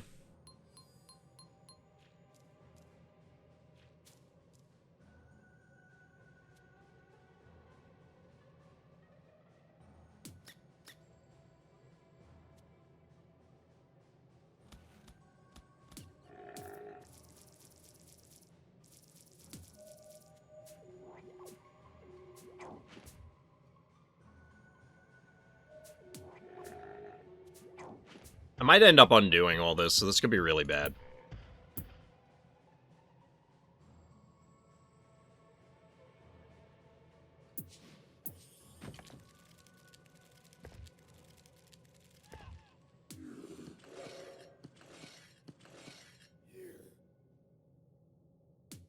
I have something in mind, but I don't know if this is a good idea, truthfully. In fact, it's probably not because of the Poison Ivy. The Poison Ivy's been out there for, like, forever now.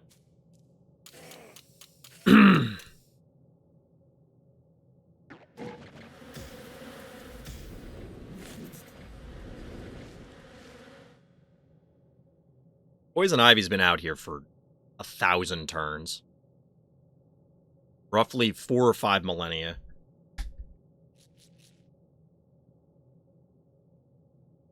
Back when you had scorpions the size of cats roaming the earth. Think about that, chat. That was actually a point in real history that there were scorpions. I mean, they weren't identical to today's scorpions, but they were the size of cats. Big-ass bug. Big bug.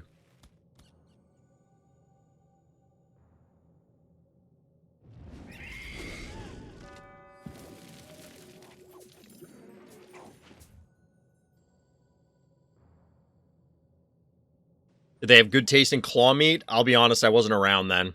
Before my time. I'm not sure.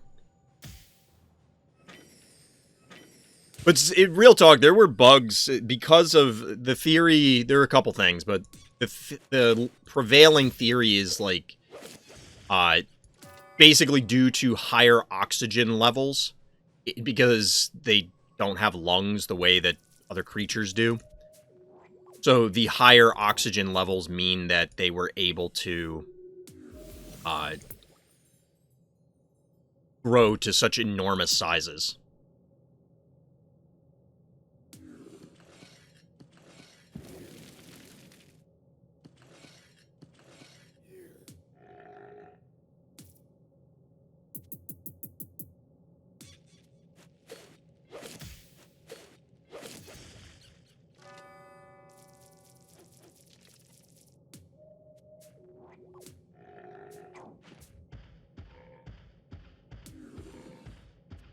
I don't know that this is really what I want to do, but I want to do it. I just don't know that it's a good idea, is the thing.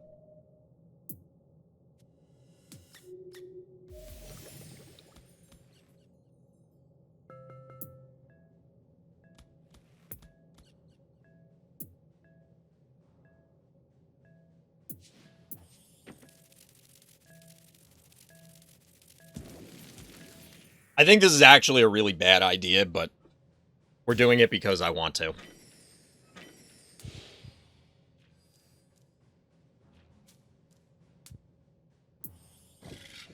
I-5? I don't think that's what you're...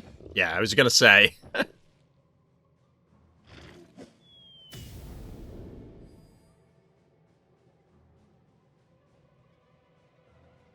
I5 and Chuck are probably placed similarly in your collection, and, you know, they look very similar, so...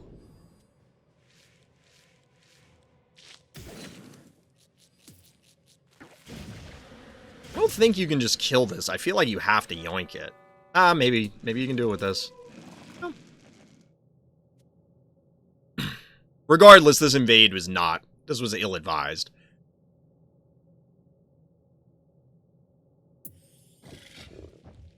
There's the Chuck. What's the damage here? That might be enough. Here, fireball. That should be enough.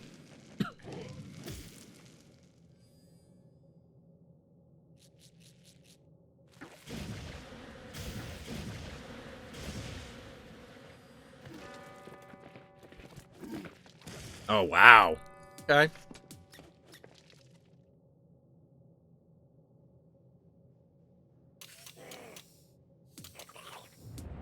The invading canine? Or not? Canine's hauling ass back.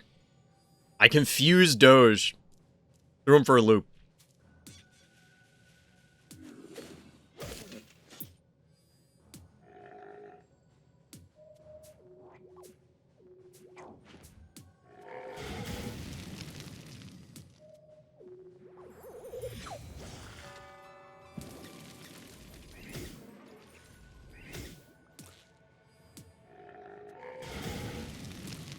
That's gonna live, which is super obnoxious.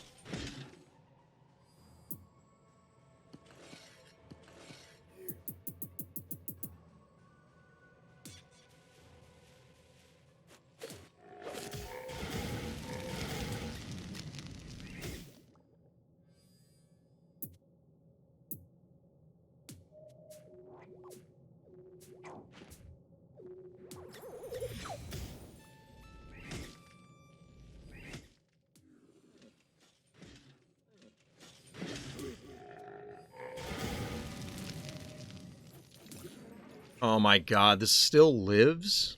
It actually lives with more health. I think getting rid of the Crushmore is more relevant, but...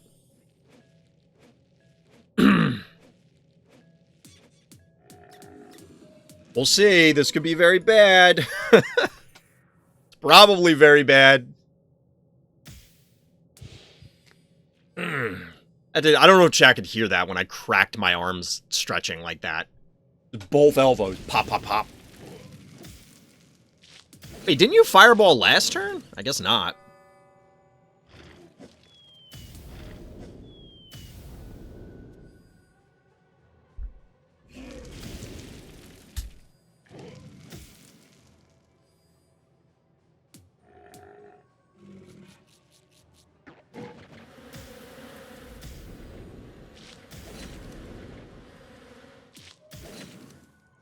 This has to die, right? Like, you're... Okay. I was gonna say, like, you undid so many things, I was confused.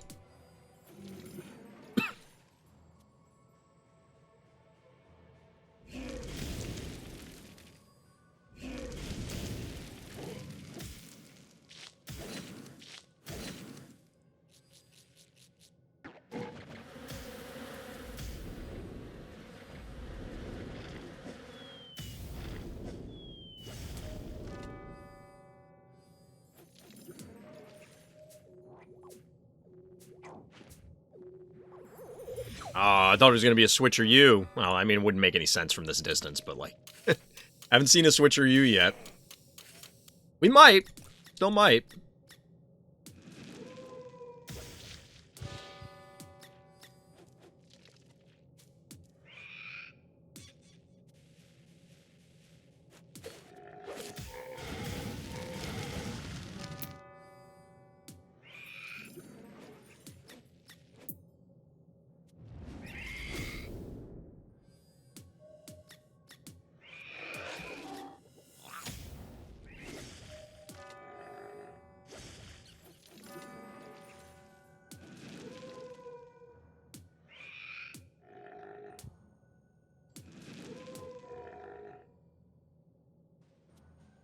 I have left on.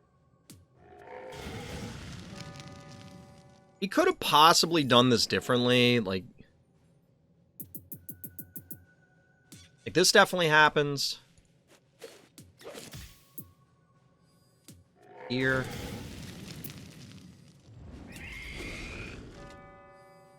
Game, please. No, we're gonna run out of time now.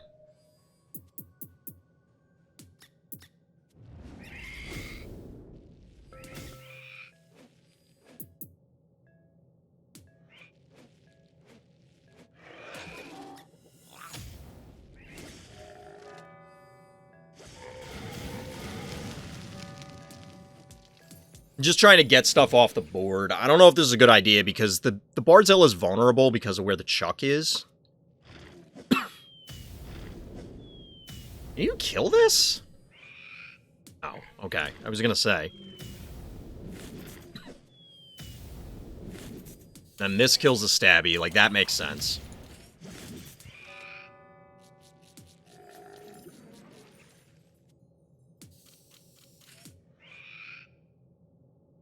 How much do we get off this? 300, so that's 725. Alright, so we can kill this.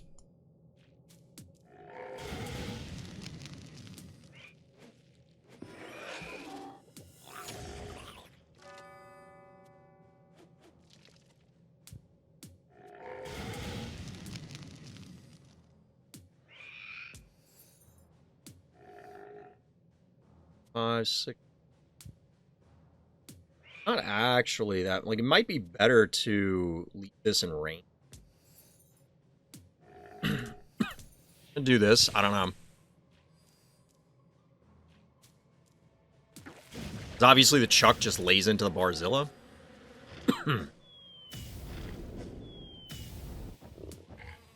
Or it doesn't. Chuck is charging. Barreling into the fray.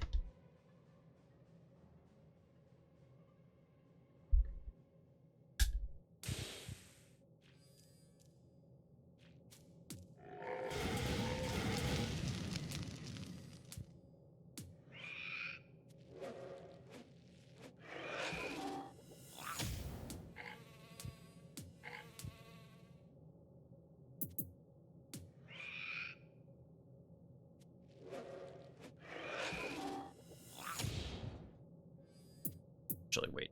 I'm gonna do this because that means that they can't hit it twice with this.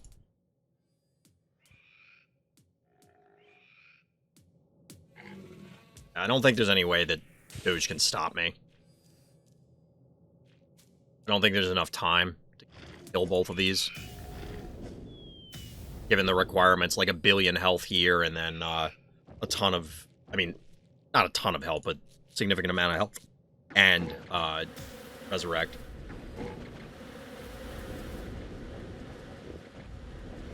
Oh, the Chuck body block. Alright. Bold strategy, Cotton. We'll see if it works out for him.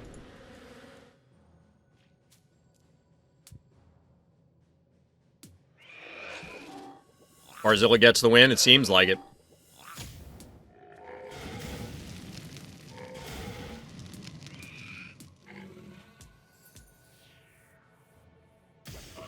Truthfully, Barzilla plus heals is something I do want to try. Barzilla slash Dozer and heals, and just kind of... It probably doesn't work well on big maps. I mean, here I was specifically... When I said several turns ago that I'm just trying this, we'll see how it works, it was specifically a heart push that I was trying to do. And I would have gotten away with it if it wasn't for you meddling dinosaurs, true. But in all seriousness, I think on small maps... There's the potential that I'm just a big dummy that you can't kill, and my entourage of healers means I'm effectively immortal. And I just, I don't know if that works. But you could possibly just, plunk Dozer or Barzilla onto the center of Megalo and, like, prop it up with Clinicos or whatever and see if that works. I don't know. Maybe that's garbage. Alright, Doge, we get it. We get it.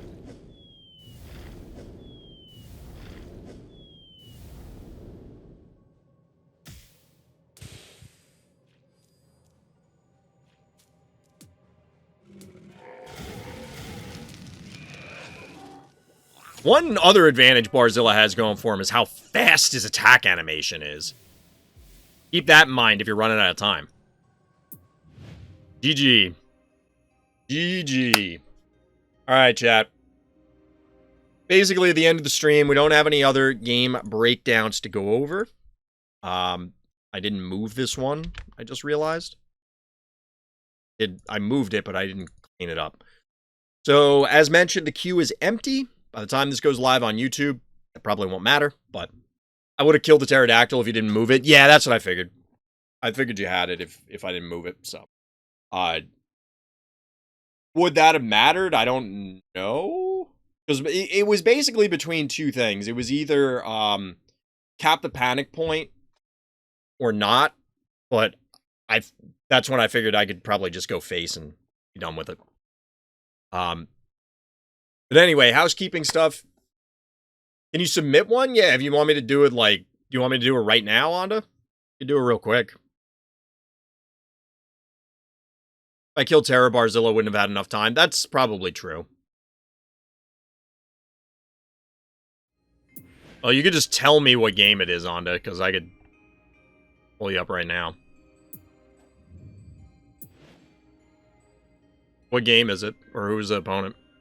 This will obviously be the last thing we do. We'll close up. Favorite against Fever? Alright, we snuck one in at the buzzer. Gonna look at an Onda game here on Crypto. Our heroes obviously in the orange trunks.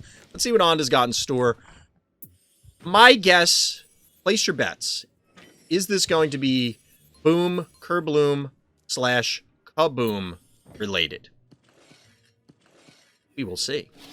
Alright, so this is an interesting opener from Onda, breaking this block. I tend to go towards the healing spa, because then you can cap this point and then pull back on the second turn, but Onda's going with the cat early on. I don't mind breaking this block, it's just interesting.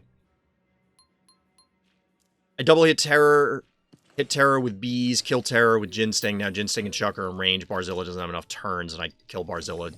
W fair. Alright, so we're matching on the unicorn action here. Both players are banking a little bit. Bad guy a little bit more, notably with a Finnegan avatar. You don't see that very often. Shout out to my Street Sharks fans. You know, you know.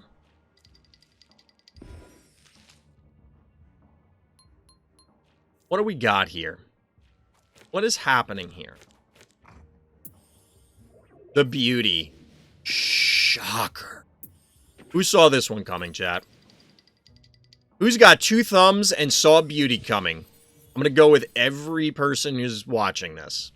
Maybe not every person if, you know, get an accident or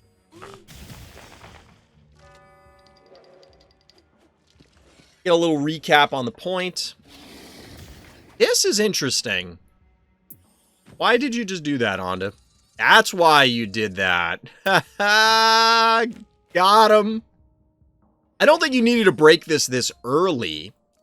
I mean, there's the potential that you got body blocked out of it or something, but I think you could have waited until next turn to break it. But still, if people don't see what's happening, Onda's going to walk up and puke right here, and guess what? It turns off these two panic points. It's a 1-0 panic point advantage, and it's going to be very challenging for bad guy to retrieve that because, of course, you can just send stuff in. They have a longer walk. You're covering it with the stem. There's a variety of different things.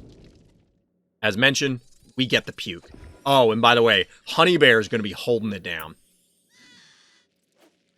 Oh my god, Onda. Onda the meta breaker.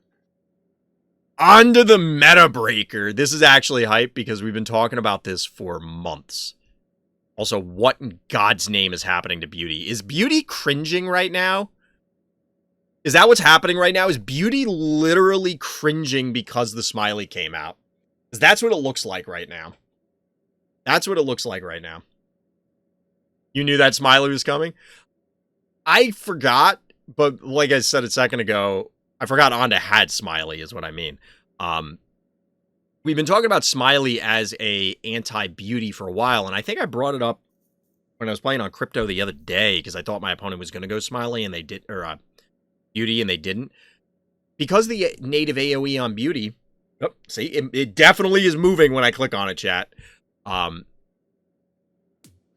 This allows for you to kind of protect certain units, because if beauty touches them, guess what? It's getting diseased.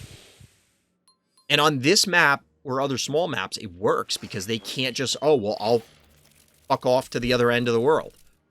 Can't do that on this map. You have to interact. Onda was the one. Yeah, like, after I said it, it's like, yes, I now remember. But loading into the game, I didn't remember that Onda had Smiley, truthfully.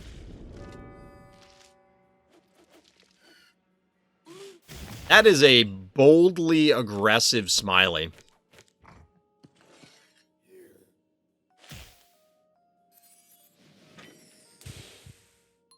I do appreciate this, the body block there. But, like, I guess they're just not going to attack it, right? So bad guy banked. They're banking on Hevo 2.0, taking over the game for them at this stage. It's basically these two Phobies against everything Onda can do from here. Whatever's on the board, plus 9 keys.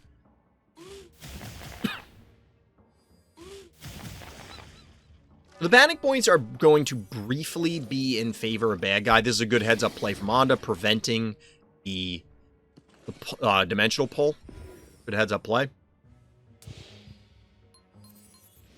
Honestly, that's something I forget about doing all the time, chat. I do it every once in a while, but I just forget.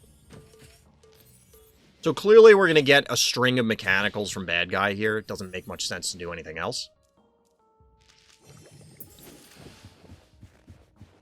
This is where Onda pulls out the big flashy phobia. You mean Yeti? Because that's pretty splashy. So as mentioned, it's, okay, basically Hevo 2.0 and Beauty against whatever Onda has on the board, plus 9 keys.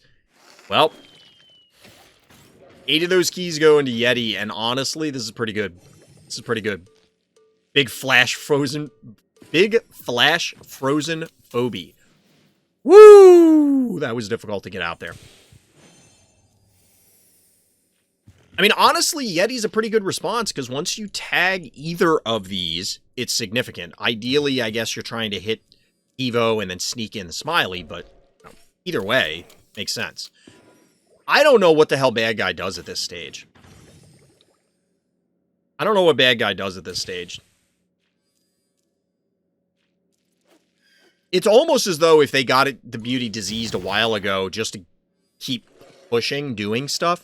But this is a good counter to, as I was jokingly saying earlier, the meta breaker from Onda, that, like,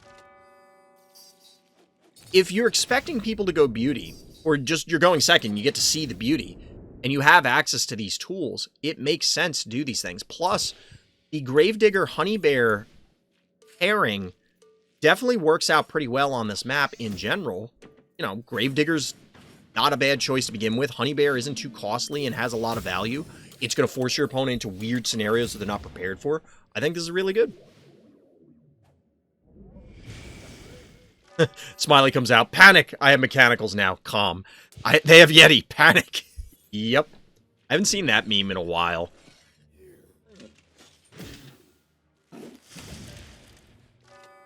The only question now is Onda actually going to get a freeze. Still 1 key left for our hero.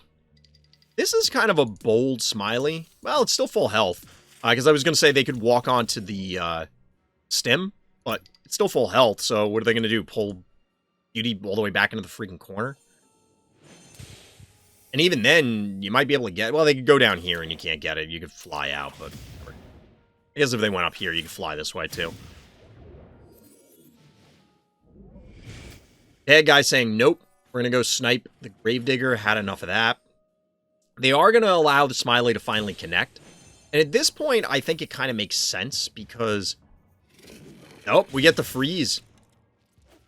Also makes sense. I was going to say, allowing it to happen at this stage, like, the game is going to be decided in the next several turns.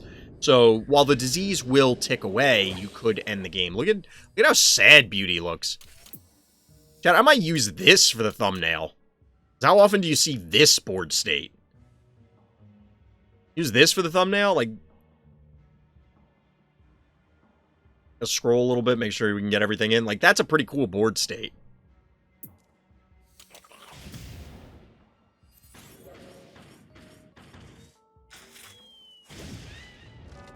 Can't do this over Giraffe Batula. No, Giraffe Batula is going to be the intro, like the stinger.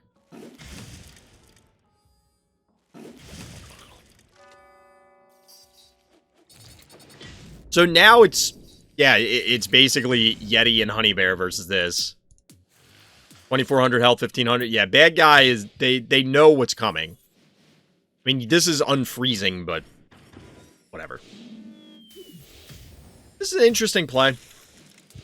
I get it. Get it. I guess hypothetically, Onda could lose from this board state because the Smiley is useless at this point. Well, not useless. It can cap points, but with the beauty down, yeah, bad guy, you're in a bad spot. This is well done, Onda. Very well done. And this is what I was talking about with, like, we don't have, like, how many people out there have access to all these phobies?